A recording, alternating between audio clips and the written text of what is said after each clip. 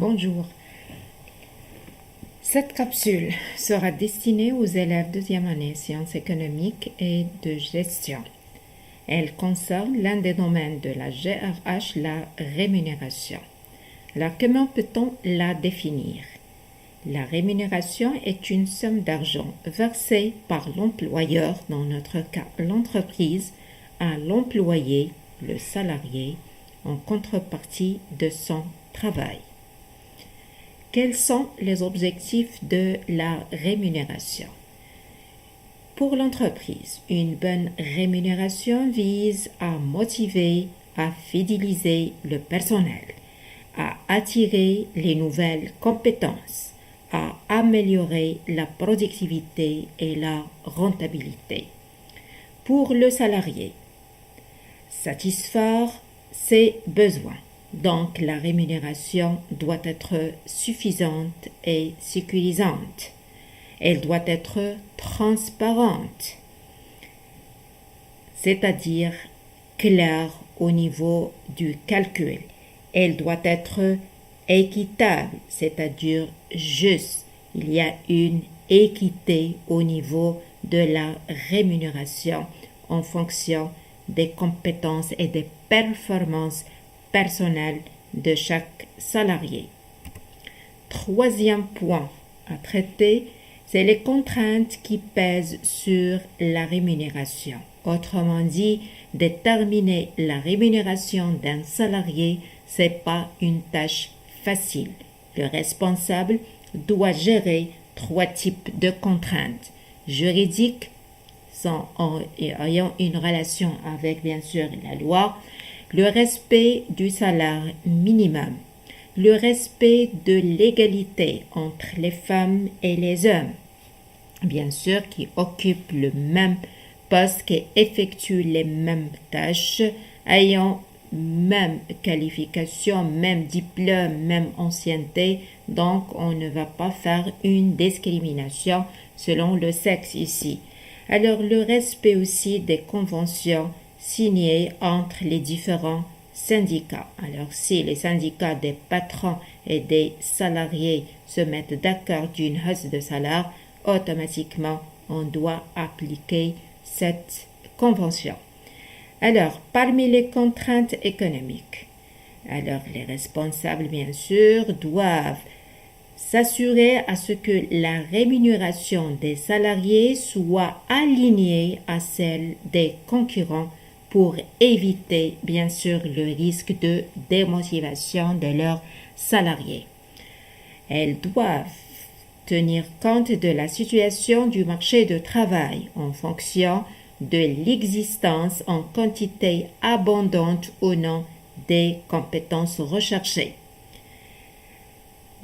Ils doivent aussi gérer cette contrainte qui s'appelle la rentabilité de l'entreprise. Alors, qui dit rémunération, c'est un coût pour l'entreprise et c'est une ressource pour le salarié. Alors, comment gérer un tel dilemme de telle sorte à assurer la rentabilité de l'entreprise tout en motivant le personnel? Des contraintes de type social. Alors, en plus de la rémunération, l'entreprise doit payer des cotisations patronales, on parle ici charges sociales, à certains organismes sociaux comme la Caisse nationale de sécurité sociale, la Caisse interprofessionnelle marocaine de retraite, pour participer, bien sûr, à certains services dont va bénéficier, bien sûr, le salarié. Le quatrième point, quelles sont les formes de rémunération? Et dans les évaluations, parmi les questions posées ici, on vous demande de dégager la forme de rémunération et de citer des avantages et des limites. Alors, on distingue trois types de rémunération. Le salaire au temps, on parle aussi fixe. Alors, c'est un salaire qui dépend du temps passé au travail. Par exemple, le salaire mensuel, donc c'est fixe, quel que soit le nombre de jours fériés. Parmi ces avantages c'est la sécurité et la simplicité au niveau du calcul, mais il demeure démotivant et ne favorise pas la productivité du travail. Le salaire au rendement ou variable, c'est un salaire qui dépend bien sûr de la quantité produite ou de la quantité vendue ou en d'autres termes de la réalisation des objectifs. Alors, c'est un salaire très motivant qui favorise la productivité. Cependant, il demeure complexe au niveau de son calcul et source de défauts de qualité, d'accidents de travail, d'usure de matériel.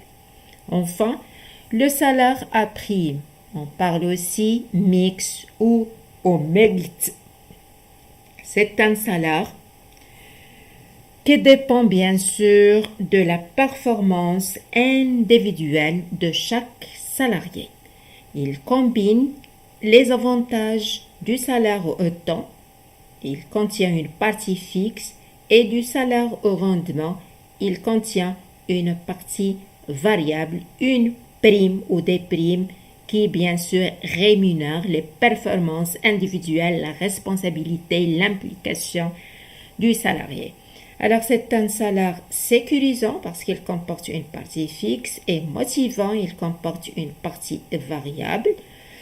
C'est un salaire qui permet à l'entreprise de maîtriser ses coûts et donc de gérer la contrainte économique rentabilité. C'est un salaire qui respecte l'équité entre les salariés. Il y a rémunération en fonction des performances individuelles, mais ce salaire est souvent source de risques de jalousie entre les salariés en ce qui concerne la distribution des primes et par la suite risque de conflits sociaux, perturbation du climat du travail et sans oublier que ce salaire aussi est difficile à calculer. Le dernier point au niveau de cette séquence, c'est les formes de participation. Alors, la question qui se pose souvent ici, on vous demande aussi de dégager la forme de participation. Alors, ces formes, ce sont des compléments de salaire qui visent soit à mobiliser les salariés autour des objectifs de l'entreprise, de les fidéliser, de les motiver et bien sûr de renforcer leur esprit d'appartenance à l'entreprise. On distingue 4 formes de participation. L'intéressement ou la prime d'intéressement, comme son nom l'indique, il vise à intéresser le personnel de plus en plus. Alors, c'est une prime accordée par l'entreprise à ses salariés si certains objectifs fixés à l'avance sont réalisés. Par exemple, l'entreprise se met d'accord avec ses salariés à l'avance. Si, par exemple, on arrive à réaliser un chiffre d'affaires de 10 millions de dirhams, 1% ou 2% de ce chiffre d'affaires sera distribué à tout le monde sous forme de prime. Mais si l'objectif n'est pas réalisé, bien sûr, automatiquement, les salariés ne vont pas bénéficier de cette prime. Donc, c'est la raison pour laquelle on dit prime d'intéressement. C'est une prime qui va pousser les salariés à donner leur meilleur pour réaliser l'objectif et par la suite bénéficier de ce complément.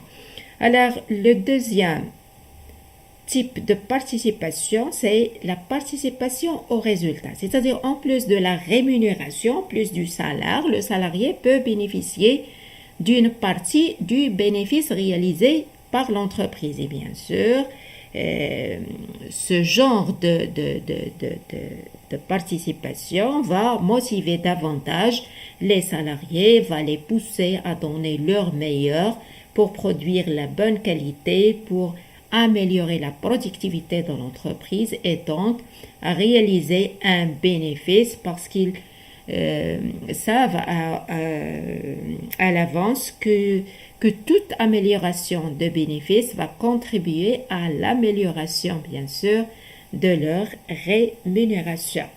Alors, le plan d'épargne d'entreprise ou le PEE alors permet aux salariés, bien sûr, de constituer au sein de l'entreprise et avec l'aide de l'entreprise une épargne à moyen terme, minimum ici 5 ans, bien sûr, par des versements volontaires tout en bénéficiant des avantages fiscaux. Et la constitution, bien sûr, de cette épargne va permettre à une certaine catégorie de salariés de réaliser des transactions de valeur un peu importantes. Alors, la quatrième forme de participation, c'est le stock option. Alors, c'est la vente des actions de l'entreprise aux salariés, notamment aux cadres, aux dirigeants, aux ressources rares, à des cours préférentiels, c'est-à-dire à des cours moins chers, inférieurs à ceux fixés dans la bourse. On peut parler ici de l'actionnariat des salariés, c'est-à-dire en plus de salaire touché par le salarié, il va toucher une partie de bénéfices appelés bien sûr dividendes. Donc l'objectif ici, ou l'intérêt de cette forme de participation, c'est d'améliorer, de renforcer l'esprit d'appartenance et de fidéliser ces ressources bien sûr rares.